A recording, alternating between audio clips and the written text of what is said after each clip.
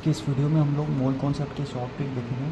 ठीक है, ट्रिक्स बताने से पहले मैं आपको एक दो कॉन्सेप्ट बताना चाहूँगा। मैं आपको एक उसका प्रीव्यू देना चाहता हूँ जिससे आप मोल कॉन्सेप्ट का कोई भी क्वेश्चन को आसानी से समझ सकते हो। फॉर एग्ज़ाम्पल मैं यहाँ पे कार्बन का आइटम लूँगा। कार्बन के आइटम का मास होता है, मास नंबर होता है 12, एटॉमिक नंबर होता है 6। तो अगर इस एक आइटम का मास अगर आप लिखते हो, हम लोग क्या लिखते थे एक आइटम का मास को? हम लोग लिखते थे 12 AMU। 12 AMU, एक एटम का मास 12 AMU। ये इसका रिलेटिव मास होता था, रिलेटिव एटॉमिक मास। रिलेटिव क्यों होता था? बिकॉज 1 AMU को हमने डिफाइन किया था, रिलेटिव वैल्यू थी ये। ठीक है, इसका डिटेल एक्सप्लेनेशन हमने मेन वीडियो में दिया हुआ है। But relative atomic mass 12 AMU है। आपको सिंपल ये याद रखना, अगर एक एटम का मास है तो वो 12 AMU होता है। ठीक है, और उसके बाद अगर मोल की बात करूँ मैं, वन मोल इज़ नथिंग, बस एक वैल्यू होती है जिसकी वैल्यू है 6.023 इंटू 10⁻23। ठीक है, एक वैल्यू है जस्ट लाइक जैसे 1 डज़न होता है, वो कितनी क्वांटिटी होल्ड करता है? 12। 1 डज़न की वैल्यू होती है 12, वैसे ही 1 मोल की वैल्यू ये होती है। ठीक है, और हमें पता है एक एटम का मास अगर 12 AMU है ना, और अब हम इसको मोल में कन्वर्ट करने का देखेंगे। तो मैं क्या कर रहा हूँ, ध्यान से देखिएगा। मैं 1 AMU को, दिख रहा है ना आपको, 1 AMU को मैं मल्टीप्लाई कर दे रहा हूँ 1 मोल से। 1 AMU को मल्टीप्लाई कर रहा हूँ 1 मोल से, और AMU की वैल्यू जो होती है वो होती है 1.67 इंटू 10⁻27 ऑफ kgs। इसको मैं ग्राम्स में कन्वर्ट करूँगा बिकॉज मोल की कैलकुलेशन हम लोग ग्राम्स में करते हैं। तो 1.67 इंटू 10⁻24 ऑफ ग्राम्स। ठीक है, तो मैं इस वैल्यू को अगर यहाँ पुट करूँ, देखिएगा 1.67 into 10⁻24 of grams into 6.023 into 10⁻23। ठीक है, अब यहाँ से मैं एक पॉइंट पीछे खींच रहा हूँ इसको, 0.167 इंटू 10⁻23 हो जाएगा ये ग्राम्स में, और ये तो वही वैल्यू रहेगी 10⁻23। अब ये 10⁻23 और +23 कैंसिल आउट हो जाएंगे, और जब हम इसको और इसको मल्टीप्लाई करते हैं तो जो वैल्यू आती है नियर अबाउट 1 आती है, और यहाँ पे ग्राम बचा हुआ, सो 1 ग्राम वैल्यू आती है। ठीक है, तो अगर हमें किसी एक एटम का मास निकालना है तो एक एटम का मास क्या होगा? जैसे फॉर एग्जांपल नाइट्रोजन का मास क्या होता है एक एटम का? 14 AMU। ठीक है, 14 AMU एक एटम का मास है। अगर मेरे को एक मोल का निकालना है, एक मोल का निकालना है मुझको, तो मैं 14 AMU को 1 मोल से मल्टीप्लाई करूँगा। हाँ जी, करूँगा, बिल्कुल करूँगा। 14 AMU को 1 मोल से मल्टीप्लाई करूँगा, और अभी हमने 1 AMU और 1 मोल को मल्टीप्लाई करके उसकी वैल्यू आई है 1 ग्राम। तो यहाँ पे मैं बोल सकता हूँ इसकी वैल्यू है 14 ग्राम्स। तो कितनी खूबसूरत बात है ये, एक एटम का जो मास की वैल्यू है वही उसके एक मोल मास की वैल्यू होती है, बस आगे ग्राम लगा दे। तो इस चीज़ को हम लोग लिख लेते हैं, इंपॉर्टेंट पॉइंट है ये। ठीक है, यहाँ पे मैं ऐसे लिख देता हूँ, एक एटम के मास की जो वैल्यू होती है, कि जो वैल्यू होती है AMU में, वही वैल्यू एक मोल की होगी इन ग्राम्स। ठीक है, ग्राम्स में। तो अगर ऐसी एनालॉजी लगा के मैं बोलूँ, आप ऑक्सीजन का मास निकालिए, एक एटम का मास क्या होगा? एक एटम ऑक्सीजन का मास होता है आपका 16 AMU। और अगर मैं एक मोल का पूछ लूँ, अब आपको कुछ नहीं करना, 16 है, 16 एक का होता है तो उसके आगे ग्राम लगा देना। 16 ग्राम्स आपके एक मोल का हो जाएगा मास। ठीक है, 16 ग्राम्स आपके एक मोल का मास हो जाएगा। ठीक है, तो एक ये एनालॉजी हो गई। AMU और मोल को हम लोग मल्टीप्लाई करते तो नियर अबाउट 1 ग्राम की वैल्यू आ रही थी। वहाँ से हमने ये देखा कि जो एक एटम का मास होता है उसकी जो वैल्यू होती है वही उसके एक मोल की वैल्यू होती है, बस आगे ग्राम्स लगाना होता है। ठीक है, उसके बाद मैं सबसे एक कॉमन रिएक्शन देता हूँ, देखिएगा कॉमन रिएक्शन दे रहा हूँ मैं। अगर आपकी एक रिएक्शन दी है ऐसी कुछ,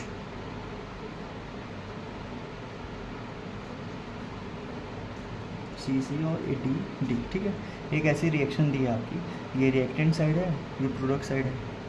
तो जो मोल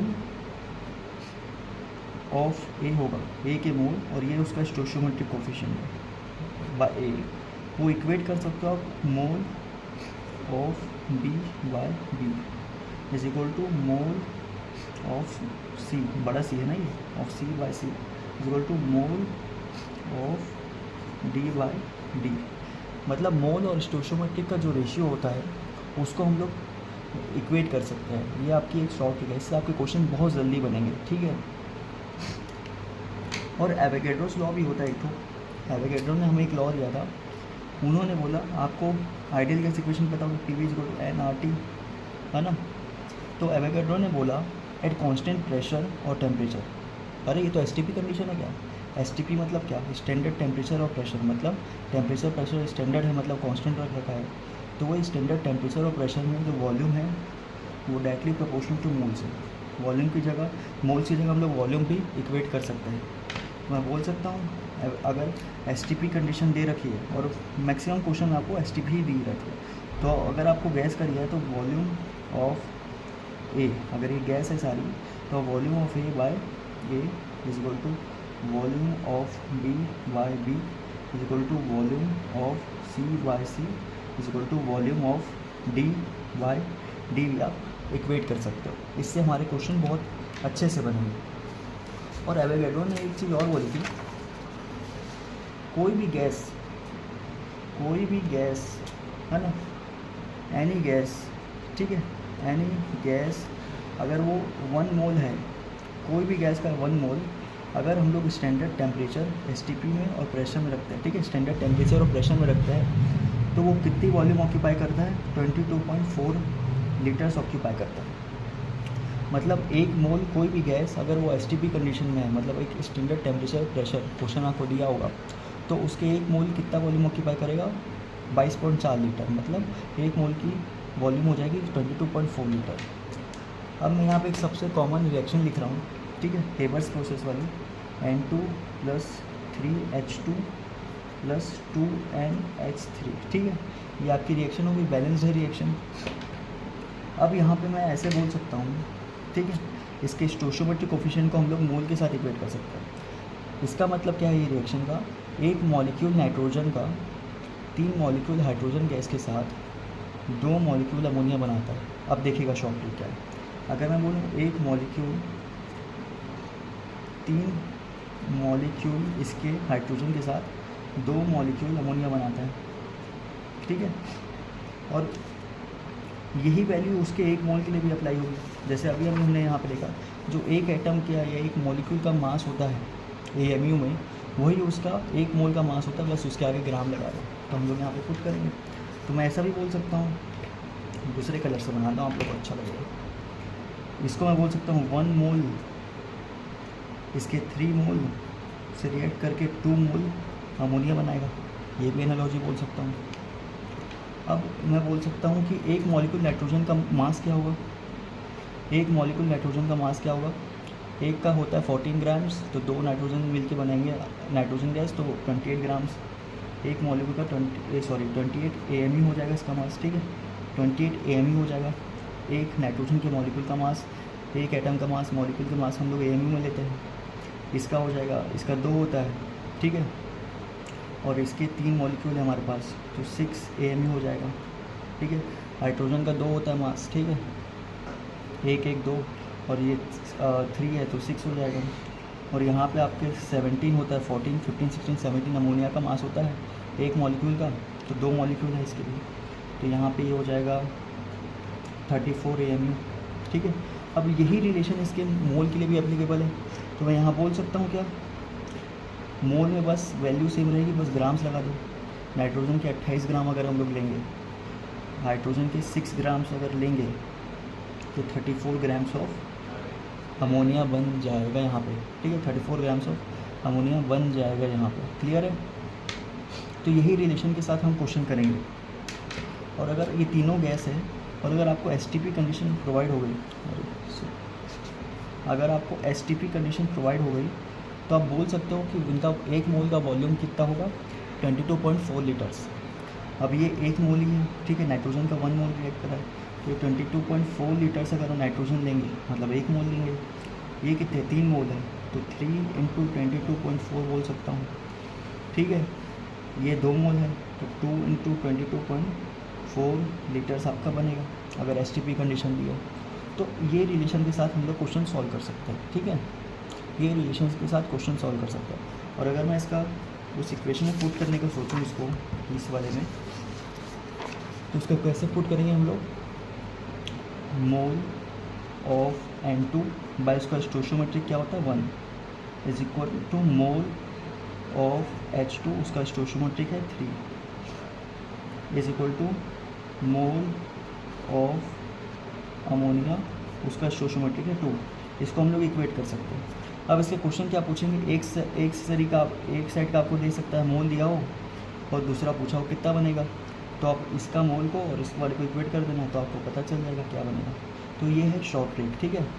मेन आपको मेरा मकसद है ना, मेरा मकसद आपको ये बताना था कि जो 1 AMU और 1 मोल को अगर हम लोग मल्टीप्लाई करते हैं तो आपकी 1 ग्राम की वैल्यू आती है। वहाँ से हमने डिराइव किया कि जो एटम का मास, एक एटम का मास होता है AMU में, वही उसके 1 मोल का मास होता है, बस वहाँ उसके आगे ग्राम्स लगा दो। फ्लिकर कर रहा है क्या? नहीं, ठीक है। एक एटम का मास जो होता है AMU में, उसके आगे आप ग्राम्स लगा दो तो वो 1 मोल का मास हो जाता है। ये बताना मेरा मकसद है। और वही इक्वेशन में मैं इक्वेट कर सकता हूँ, इसका 1 मॉलिक्यूल, इसके 3 मॉलिक्यूल, इसके 2 मॉलिक्यूल बनेंगे। वही रिलेशन है मोल के साथ भी बोल सकता हूँ। 1 मोल, इसका 3 मोल, इसका 2 मोल बनाएगा। 1 मॉलिक्यूल का मास क्या होगा, एक नाइट्रोजन का 14 AMU होता है तो 2 का हो जाएगा 28 AMU। एक हाइड्रोजन का 1 मानते हैं हम लोग तो 2 का 2 AMU और 3 है तो 6 AMU। इसका 17 AMU होता है, 2 ठोक है तो 34 AMU, ठीक है। ये तो एक एक मॉलिक्यूल्स का रिलेशन होगा, ठीक है। अब यही इसके 1 मोल के साथ होगा, बस उसके आगे ग्राम्स लग जाएगा। तो 28 ग्राम लेंगे, 6 ग्राम लेंगे, 34 ग्राम लेंगे। और एवोगैड्रो ने बोला था 1 मोल कोई भी गैस STP पे irrespective of gas 22.4 litre occupy करती है। तो अगर रिलेशन के हिसाब से 1 मोल नाइट्रोजन तो वो STP पे 22.4 लीटर लगेगी हमको, और इसके 3 मोल तो 3 इंटू 22.4, इसके 2 मोल बनेंगे, इसके 2 इंटू 22.4। ऐसे करके आप क्वेश्चंस को ईजिली सॉल्व कर सकते हो, ठीक है। All the best.